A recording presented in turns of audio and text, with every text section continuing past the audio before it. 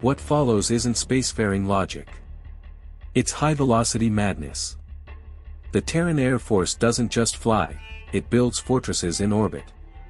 And from within those fortress systems, they strike. With speed, with mass, and with the mind of a suicidal tactician. To my great surprise, and mild horror, humans separate their air-based combat forces from their spacefaring navy, despite clear overlap. We call this inefficient. They call it doctrine. But where inefficiency ends, insanity begins. The human Air Force isn't just for planetary control. It's an empire of fortification. Across the galaxy, we favor fast deployment and adaptive strike tactics. Ground emplacements are too easy to bypass. Not for humans. Human worlds aren't just defended. They're entombed. When a colony is founded, the Air Force arrives first. They build ahead of settlement, layered defenses, asteroid batteries, missile nets, sensor grids, and hidden decoy systems. Their regiments, like the Hadar 2nd Defenders or Sol 7th Sluggers, aren't ceremonial. They're locals, trained to turn their star systems into kill zones.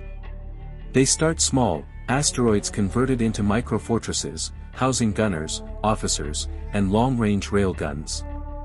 Hundreds of similar bodies rigged to detonate. The entire system becomes one sprawling fire trap. Let me speak of Sol. Earth's home system spans 8 planets, dozens of moons, over 4 million asteroids. Humans have fortified everything. Missiles, drones, fighters, all overlapping in synchronized death spirals. They call it Fortress Protocol. Understand this, their primary weapon isn't plasma or phased energy. It's mass. Rocks. Slung by magnets at near-light speeds. Railguns. These primitive-seeming weapons bypass energy shields entirely. They bruise hulls. They knock warships off course. They tear through armor with kinetic violence. A single shot, if calculated correctly, sends tremors through enemy formations. Even their soldiers carry railguns. I witnessed a projectile the size of a talon shred the arm off a creature twice the human size. These weapons demand respect, not for elegance, but for brutality. But perhaps the most frightening aspect of their Air Force is their culture. They define aerial victory with a word, ace. Borrowed from a pre-space card game, an ace is a pilot with 5 confirmed kills, in air or void. We adopted the term out of convenience. They embodied it. Humans are biologically unsuited to flight, fragile, ground-born. And yet their pilots have become legends. Let me explain with the Battle of Sars 1. The Suilans, once proud aerial tacticians, faced an exogalactic threat, the Parathytics. A species born as biological starfighters. Engineered by nature to hunt in space. They were perfect. Until the humans arrived. Using a maneuver called the Thatcher Weave, Terran pilots outmaneuvered born killers. Not with genetic superiority. But with training. Instinct. Insanity. We, the Lekinu, are born of the skies. But somehow, the humans learned to fly better. Their enemies are bred for war. Yet humanity built its warriors from ambition, desperation, and curiosity. And somehow, that made them stronger. Let me speak, finally, of madness. The humans developed the Thatcher Weave during their second planetary war. Yes, they've had 2 world wars, and nearly a third before they ever left orbit.